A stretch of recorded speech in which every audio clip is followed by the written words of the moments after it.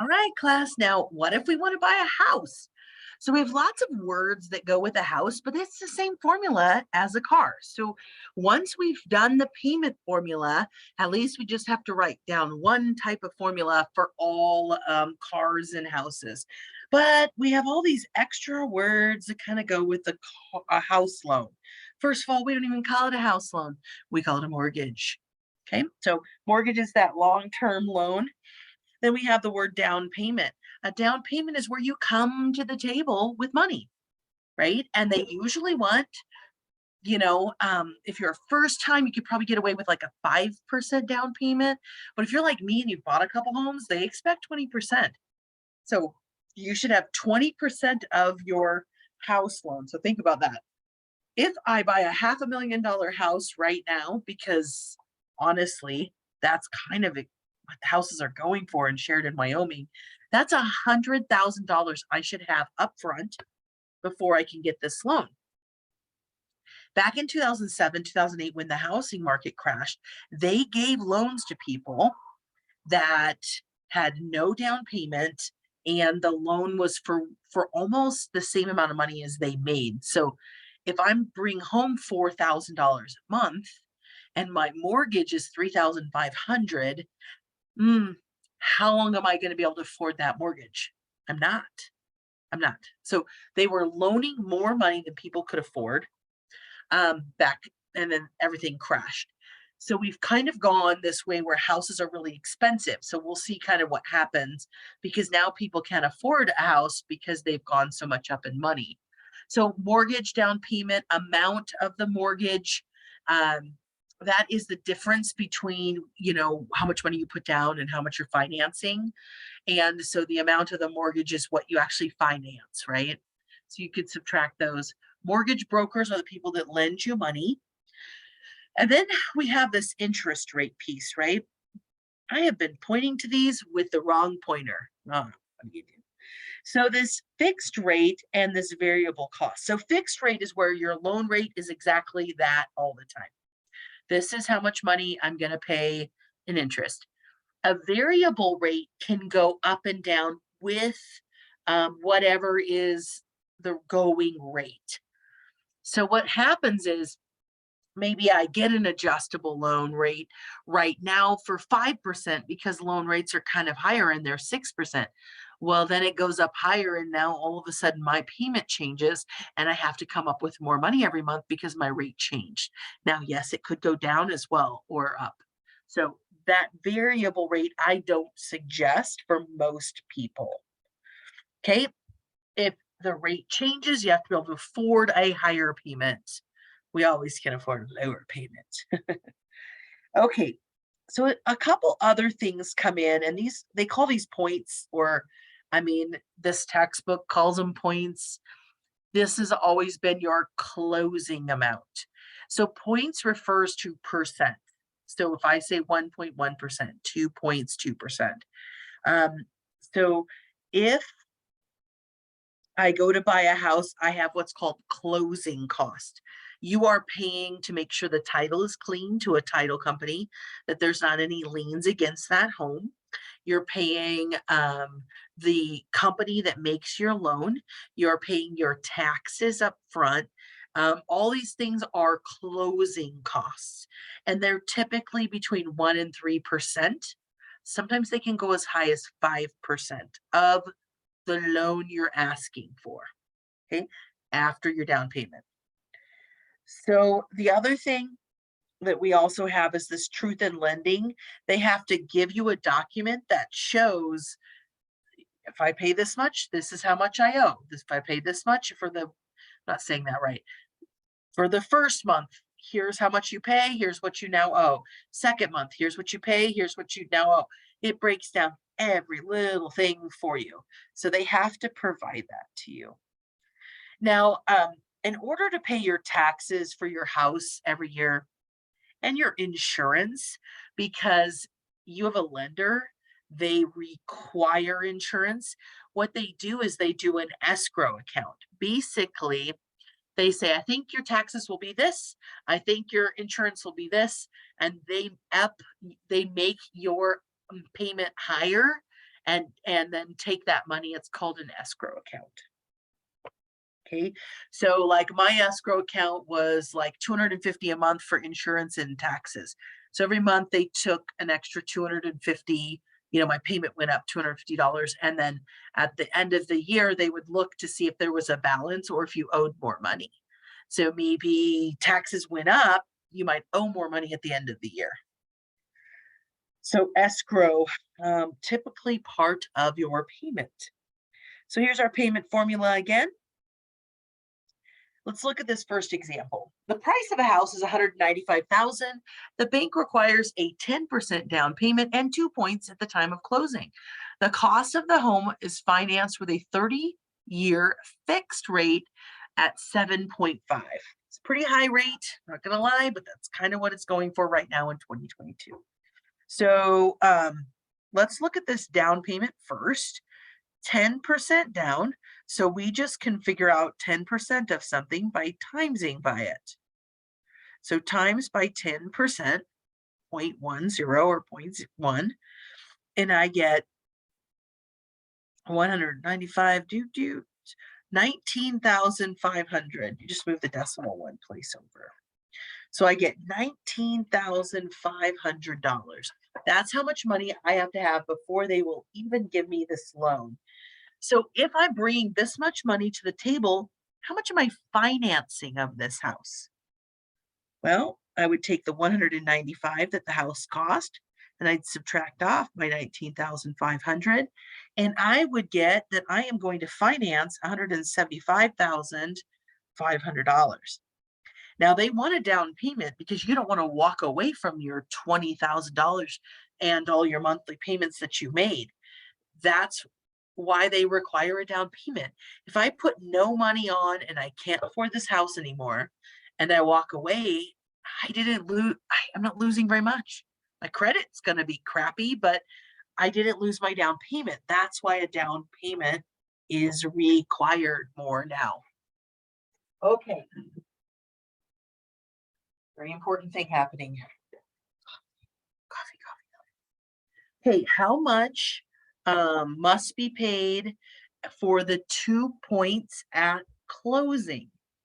Okay, so 2 points at closing.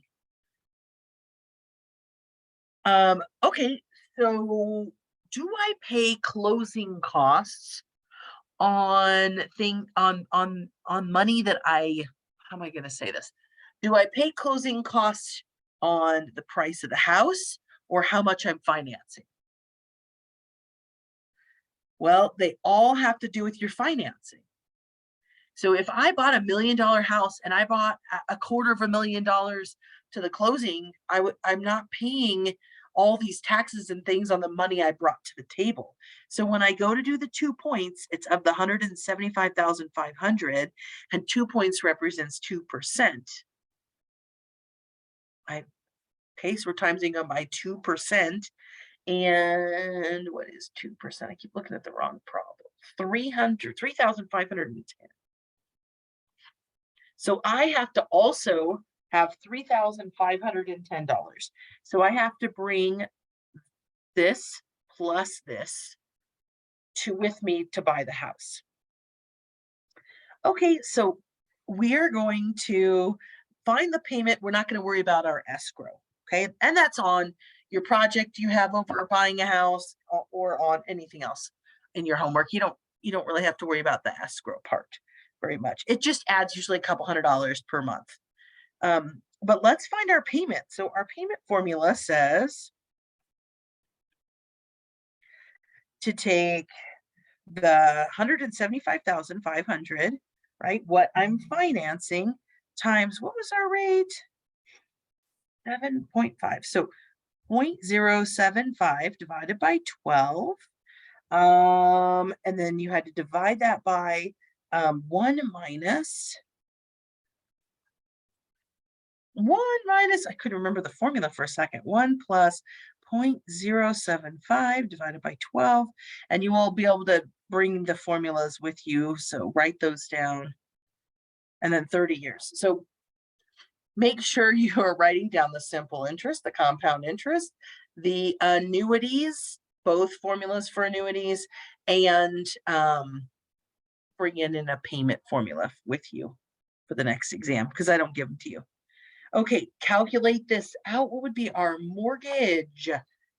I get $1,223.63 according to my notes. Woo! Okay, here's going to be the crazy part. So $1,200 is a pretty common mortgage for a couple $100,000 home. Obviously, it goes up if you buy more of a home and down if you buy less of a home. Find the total interest paid over 30 years. This will blow your mind. I am now paying $1,223.63. I am paying this for 30 years, and I'm paying this 12 times a year.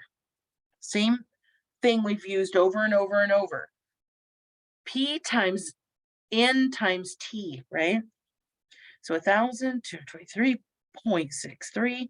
I'm going to times that by 30 and times that by 12, and I get a lot of money. 440,506. So there we go. 440,000. That's actually what I'm paying for this house. Holy moly. How much did this house actually cost? 195,000 was the original house cost. 195,000, and I am paying this much. Okay, what's my total interest? Now remember, for my total interest, it's going to be taking the 440, excuse me, 506.80 and subtracting the 175,500 because that's what I financed. Okay, this is going to give me interest alone, 265,680 interest. Holy shmoly. So what can I do to make the interest lowest I can possibly get is you need a low rate. And a 30-year loan should not be what you look at. It should be a 15-year or a 10-year loan. If you can afford the payment of a 15-year loan, that's 15 years that you won't pay that interest. That's a lot of savings. Okay. Let's do one more, just do one more example here. The price of a home is 195,000. The bank requires 10% down with 2 points. The time of closing is for 30 years. This is the same problem. Well, let's change this to 15 years.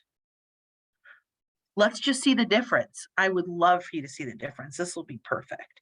So let's go ahead and find our payment. We already know how much our down payment and all that is. So for our payment, we're just going to have the $175,500, and we're going to times it by, let's do the same rate. Oh, good. This is the same rate, because it's the same thing. So exact same problem, but we're going to do less time. So divided by the 12, divided by 1 minus the 1 plus the 0.075 divided by 12, and then a negative 12 times 15 years instead. Now I got to type this in because I just winged it. So 175,500 times 0.075. What's weird is my page I have right here has a different problem here. So I'm like all confused. All right, I probably fixed it in one place and not the other. So that's my numerator. Divide that by 1 minus 1 plus 0.075 divided by 12 to the power of negative 12 times 15 years. Down and through where? I got my payment to be $1,626.91. So our payment is definitely higher. Our payment up here was only $1,200. Now we're paying $1,600. Definitely a higher payment, but I pay it off 15 years earlier. So let's find our interest, okay? So we take our 1626.91. We are going to pay that for 15 years, 12 times a year. So 1626.91 times that by 15 and 12. And I am going to pay $292,843.80. That's my total, what I'm going to pay for this one. Now up here, my total was 440,000. It's almost double. So now subtract this number, or the amount we financed from that number. Okay, so I'm going to minus 175,500, and I get $113,343.80. Holy moly. We only pay 117,000 in interest, whereas up here I paid 265,000 in interest. So you pay it off in half the time with half the interest.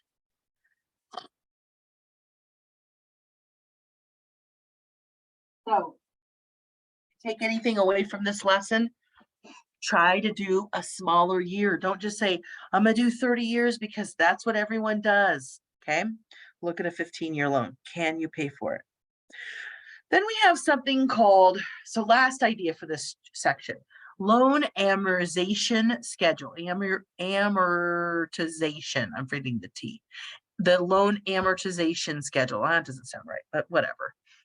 So what this is that you literally are killing off some of your what you owe on that house, so that amount. And an amortization table will show you every single month and kind of calculate out what you are gaining and not gaining. And this is on the project as well. So let's look at how to do this. So it is giving me all of my information. It already gave me the payments, the years, the total number of monthly payments. Right? That's just taking, what did they do? 180 divided by 12 is 15-year loan, right? So it's just, that's just pretty much the same thing as this idea here. 9.5% annual rate. So sometimes they will do this trick where they'll be like, you're only paying 2% a month. Times that by 12, what are you really paying? 24%.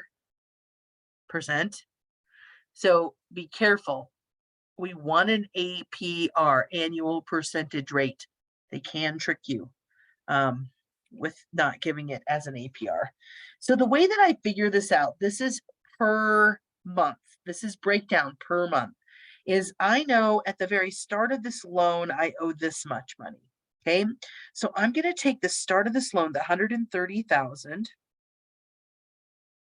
and I'm going to times it by the rate given, 0.095, and I'm going to times it by 1/12 of a year. So it is amount owed for interest, right?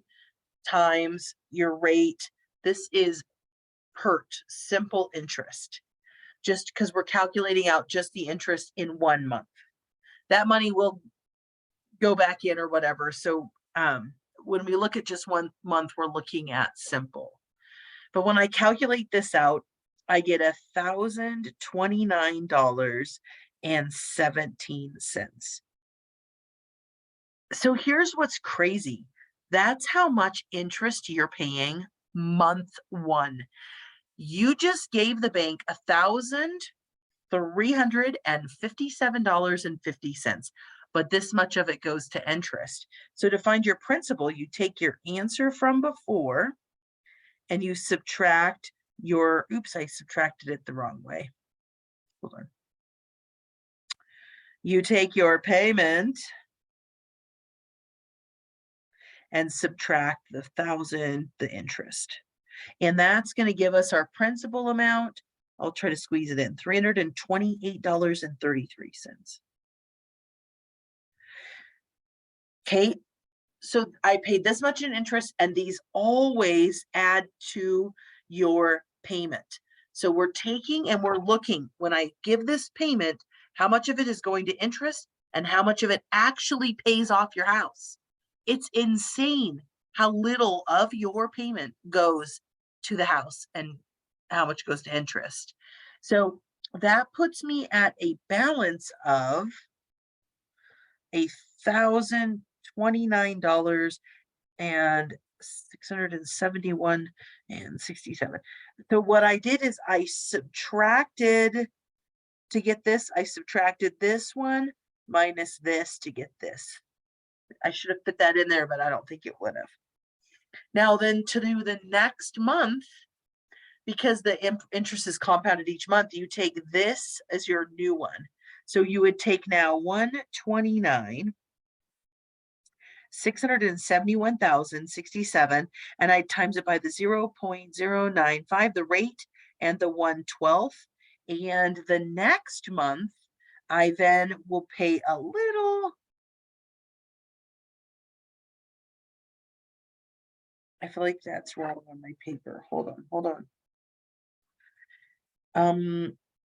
29. I did something wrong on my paper. So let me just write this. 129,671.67 times that by 0.095 times that by 1 divided by 12. And yeah, $26.57. Oh, I see what I did. I wrote a number wrong on here. I was like, yeah, that's not right. It goes down each time, and somehow mine went up. So $1,026.57. Round up there. So look at how it went a little less interest every single month. That means our principal will be a little more money. So still we made this payment, and we're going to minus the interest we got.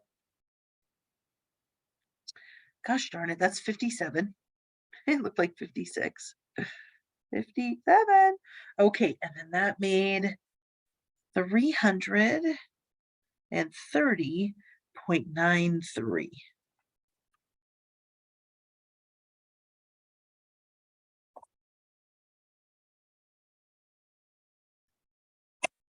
Okay, so now I subtract 330.93 from the balance before, this balance right here, because that's all I paid off. And now I owe $129,340.74.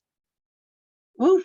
So on your project, I make you do a whole year of this, so 12 of them. And so each, you'll know if you made a mistake because your interest will slowly go down. Your principal will slowly go up. We're talking cents. And then your balance will slowly start going more and more off of your balance as time goes up. Okay. So here is, oh, is that the same one? Yeah, there's a table that goes out a lot further for you. Please notice that they go 1 through 40, then they skip, and then they skip here. All right. They just want you to see different parts. It is not a full 180. When you buy a house, they will literally print this for you, and it'll show all 180 payments, all 15 years, every single month. That's truth in lending. Okay, last thing we just want to talk about real quick is what really can you afford? So the going thing, this book says 28%, the going rate's around 30, whatever. 30% or 28% of your income should be your mortgage payment, or you're going to be underwater and you're going to struggle. That's just the rule. So right now, put in your income. Obviously I can't see it. I'll put in my income, which is public knowledge. So I'll put in my income. I put an extra zero on accident. That'd be really great if I just suddenly had an extra zero at the end of my income. I'm going to times it by 0.28. And I get that,